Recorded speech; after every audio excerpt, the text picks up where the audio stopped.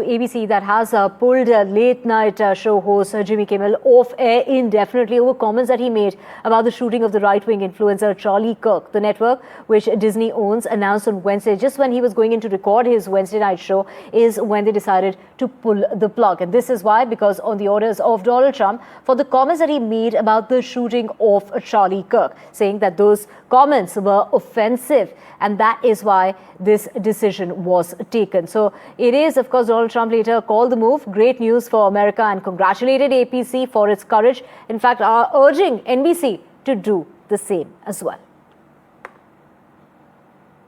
We hit some new lows over the weekend with the MAGA gang desperately trying to characterize this kid who murdered Charlie Kirk as anything other than one of them and doing everything they can to score political points from it. We were just about to walk in. Interestingly enough, they waited to pull the plug on this right as the studio audience was about to walk in. It wasn't like this morning or last night. They waited for everyone to come in to work today. They didn't tell us what had happened. They just said that the show was canceled. Initially, my concern was, I hope everyone's okay, no one got injured. Priyanka is joining us from the United States to get us the latest on this. We've seen Donald Trump do this in the past as well, targeting these people. It's comedy, it's a show, it needs to be taken with a pinch of salt. Take us through the details of the comments that were made that they have found so offensive. Well, by and large, I'm not going to get into exactly what Kimmel said. That's all over social media right now. But his basic crux was that he's conservative voices and conservative figures are using Charlie Kirk's assassination for political gain. That's primarily what he was the root of his joke, I guess you can say. But at its core, this is about free speech and how fragile it can be when corporate and regulatory pressures combine. So it wasn't exactly Donald Trump. It was the FCC. That's the Federal Communications Commission in the U.S., which is the independent government agency that regulates radio, TV, satellite, cable communications.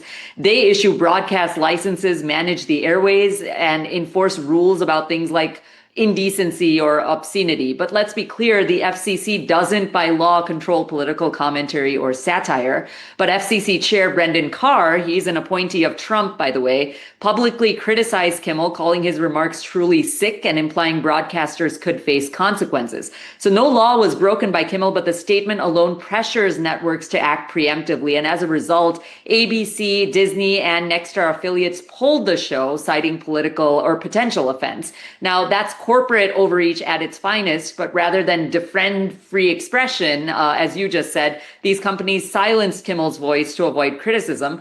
But let's just take a look at the other side of the coin. Now, there's a larger trend at play over here, and that is that late night talk shows are supposed to be about comedy, right? Sketches, humor, and entertainment, as you also just said. That's a tradition, but today and over the past few years, many have shifted to overtly political and, let's face it, left-leaning commentary. There are some right-leaning shows as well, but bottom line, political humor. The show has become a platform for partisanship rather than laughs.